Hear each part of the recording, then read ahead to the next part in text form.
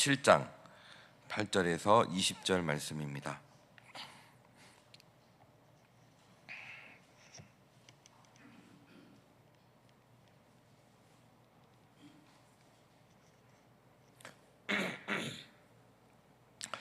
아수르 왕이 라기스를 떠났다 함을 듣고 랍사게가 돌아가다가 그 왕을 만나니 림난을 치고 있더라.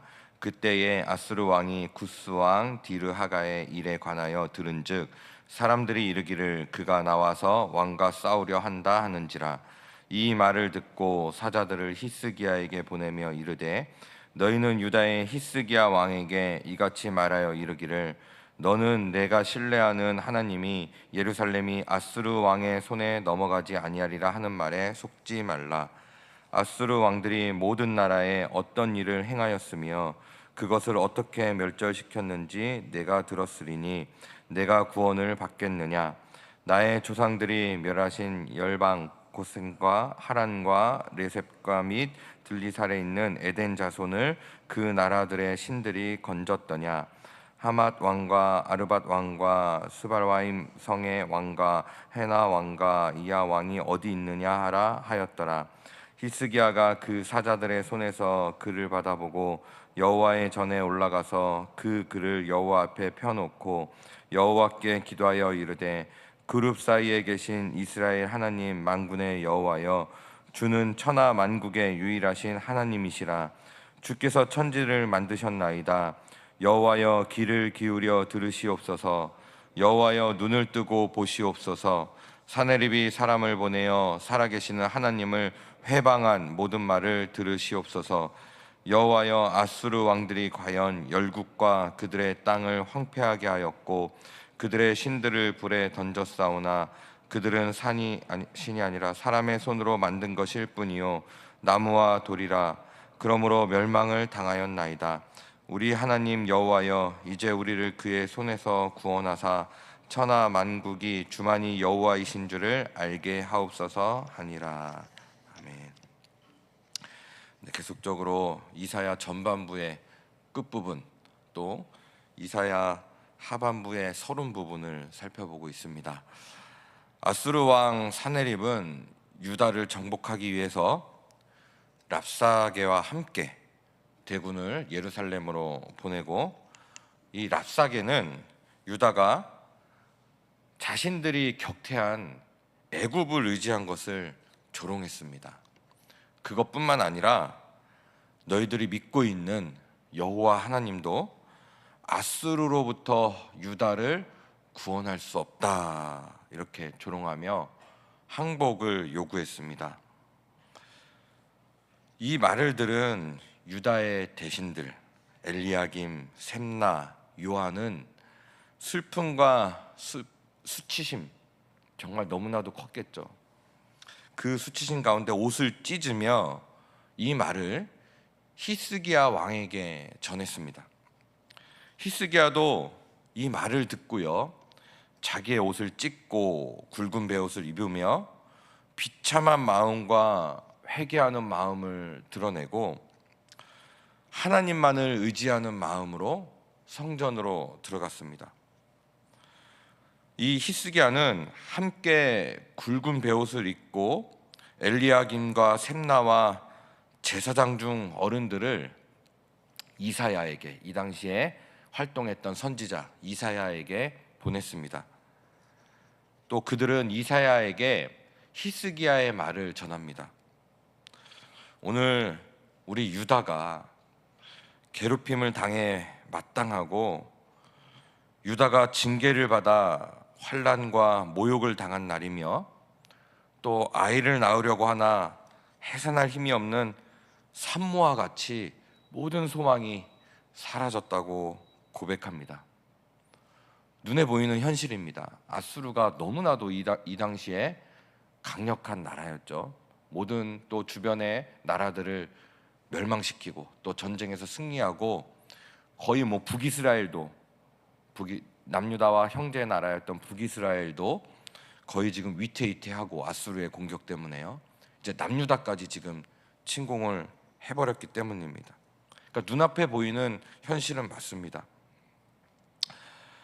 그래서 히스기야는 이사야에게 하나님이 살아계시는 하나님을 모욕하기 위해 아수르 왕이 보낸 랍사게의 말을 들으시고 그 아수르를 심판하기를 바라는 마음을 전하고 이 유다의 남은 자들을 위하여 기도해 달라고 부탁합니다.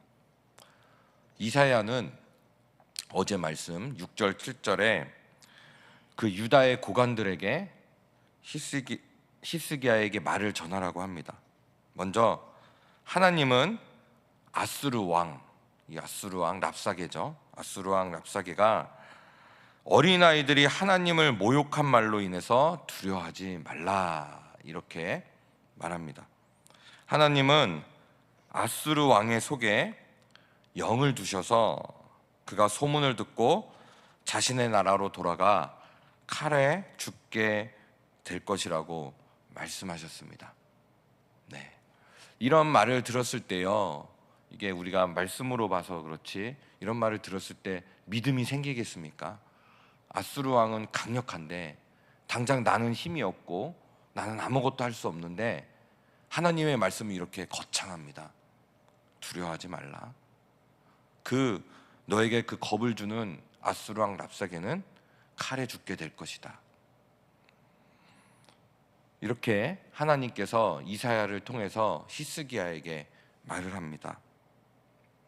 이때 필요한 것은 무엇이겠습니까? 히스기야에게는 눈앞에 보이는 상황과 현실, 그것도 눈앞에 크게 보이겠지만 더 필요한 것은 하나님에 대한 믿음, 절대 확신입니다. 이 세상이 아무리 강하다 할지라도 결국 하나님의 섭리와 작정에 의해서 움직이고 하나님께서 하시겠다고 하시는 일은 반드시 이루어진다는 절대 믿음입니다. 특별히 이렇게 상황이 어렵고 힘들 때는 더욱더 그렇습니다. 오늘 말씀 8에서 13절에 유다를 포위했던 이 랍사게와 군대는 이 라기스를 떠나서 림나를 치고 있던 이 아수르 왕 사네립의 군대와 합류했습니다. 그러니까 아수르의 군대 장관 이 랍사게가 결국은 사네립의 군대, 라기스에 있던 사네립의 군대와 합류했습니다. 그때 사네립은 구스의 왕 디르하가가 사네립을 대적하여 싸우려고 한다는 말을 듣고 히스기야에게 다시 사절단과 함께 편지를 보냅니다. 사네립은 히스기야에게 여호와 하나님이 예루살렘을 아수르에게 빼앗기지 않겠다고 하신 말씀을 신뢰하지 말고 하나님께 속지 말라고 말합니다. 36장에서는 이 군대 장관이었던 랍사게가 엄청난 모욕을 했죠. 너희들이 믿고 있는 신 하나님이 너희를 구원할 수 없다. 우리의 이 강력한 아수르 군대를 봐라, 다른 나라의 신들도 구원하지 못했다. 남유다 너희들이 믿고 있는 하나님도 결코 너희를 구원할 수 없다. 우리 아수르가 이렇게 강력하기 때문이다. 이 랍사게는 오히려 유다 방언으로 또 모든 백성들이 들을 수 있도록 유다 방언으로 36장에서 조롱했었습니다.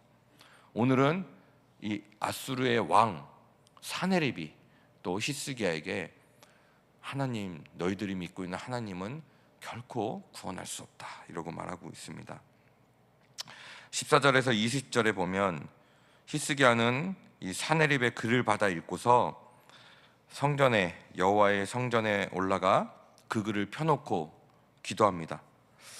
이 히스기야의 기도는 원수에 대한 심판과 유다에 대한 구원을 간구하기에 앞서서 그가 믿는 하나님이 어떤 분이신지를 고백하는 기도였습니다. 먼저 신앙 고백을 하죠. 하나님은 이런 분이십니다. 이스라엘의 하나님은 천사들 위에서 다스리시는 만군의 주이십니다. 하나님은 모든 열방 가운데 유일하신 하나님이며 천지를 창조하신 분입니다. 이 히스기야는 살아계신 하나님이 사네립이 보내 하나님을 모욕한 말을 듣고 그 상황을 보실 것을 하나님께 요청하고 있습니다. 비록 아수르 왕들이 열방의 수많은 나라들의 영토를 점령하고 황폐하게 했고 그들이 섬기던 신을 불태웠지만, 다른 나라들이 섬기던 신은, 그 신들은 사람의 손으로 만든 나무와 돌일 뿐이었기 때문에 멸망을 당했습니다. 히스기야는 이스라엘의 하나님 여호와가 유다를 아수르에게 구원하셔서 이 열방 가운데 오직 여호와 하나님만이 유일한 주님이심을 드러낼 것을 구하고 있습니다. 참 얼마나 힘들었겠습니까? 갑자기 정말 강력한 군대, 강력한 국방력과 경제력을 가진 나라가 침공했을 때, 아무것도 할 수 없을 때, 나의 힘이 너무나도 나약하고 내가 초라해 보일 때, 너무나도 막막했을 때인데 히스기야는 그때에 먼저 하나님의 사자에게, 이사야에게 조언을 듣고 또 자신이 믿는 하나님에 대한 그 신앙 고백을 하고 하나님께 하나님만이 만군의 하나님임을 이 일들을 통하여 나타내 주시옵소서 이렇게 기도한 것입니다. 절대 믿음이죠. 히스기야가 사네립의 글을 받고 이 여호와의 전에 나아가 기도한 모습은 더 이상 다른 나라를 의지하거나 그런 인간적인 방법을 구하지 않고 오직 하나님만을 의지하는 믿음을 보여줍니다. 인생의 끝자락에서 하나님만을 의지하는 것이죠. 좀 아쉽긴 아쉽습니다. 평상시에도 그런 모습을 보였으면 좋았을 텐데, 히스기야가 우리가 참 대단한 선왕으로 알고 있지 않습니까? 주일학교 공과에도 항상 히스기야는 그렇게 나오고, 하지만 담임 목사님께서 계속 말씀하신 것처럼 안타까운 모습이 참 많습니다. 이 전에도 히스기야는 애굽을 의지했고요. 이 이후에 이런 18만 5천 명이 이제 아수르 군대가 죽는데요. 그 이후에 히스기야가 또 개인적으로 병이 걸렸을 때 기도해서 15년이나 생명이 연장이 됐는데, 이 부분은 우리가 다 아는 부분입니다. 하지만 그 이후에 뭐 또 이제 자신의 무기고를 자랑한다거나 자신의 그런 금계를 자랑한다거나 이런 모습들이 히스기야에게서 보입니다. 하지만 그래도 이렇게 인생의 끝자락에 왔을 때라도 절대 하나님만을 의지하고 또 하나님 앞에 바른 신앙으로 서는 것, 이것은 너무나도 중요한 것입니다. 이런 끝자락에 왔을 때 어떠한 경우에는 하나님께 나아가기보다는 더욱더 사람을 의지하고 더욱더 세상을 의지하는 경우가, 인간적인 방법으로 돌파해내려는 경우가 참으로 많기 때문입니다. 히스기야는 기도할 때 하나님에 대한 바른 지식과 목적을 가지고 기도했습니다.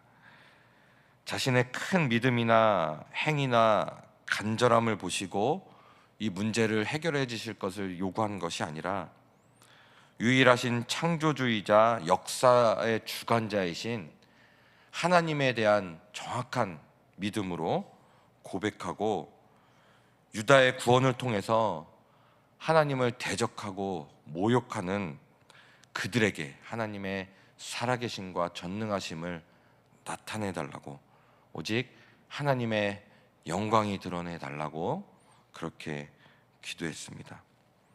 우리 인생 가운데서도 참으로 이런 남유다 같은 상황들이 많이 생깁니다. 토요일에 새벽 기도 때 말씀드린 것처럼 시편 기자도 그랬죠. 계속적으로 이런 일이 있을 때 세상은 더욱더 조롱합니다. 이 랍사게와 사네립이 계속적으로 조롱하잖아요. 너희 하나님이 어디 있느냐, 너희 하나님도 결코 별 수 없다, 네가 믿는 신이 너 근데 왜 이 모양이냐, 계속적으로 우리의 상황과 환경이 안 좋았을 때 더욱더 공격을 합니다. 봐라, 우리처럼 살아라. 이것을 갖춰놓고 이것을 이루어놓고 이 정도 스펙을 갖춰놓으면 너는 안전할 거야. 이 스펙, 세상의 이런 것들 앞에 굴복해라. 하나님의 말씀보다는 이것이 진짜다. 우리 아수르에게 무릎 꿇어라. 다른 신들 다 무릎 꿇었다. 너희가 믿는 하나님이 결코 너희를 지켜주지 않는다. 우리에게도 얼마나 이런 상황들이 옵니까? 이런 조롱들이 있습니까? 그때 시편 기자는 고백했었죠. 어찌하여 불안해하는고? 그때에 더욱더 하나님께 소망을 두며 하나님을 찬송하겠다. 이 고백이 시편 42편의 고백이었습니다.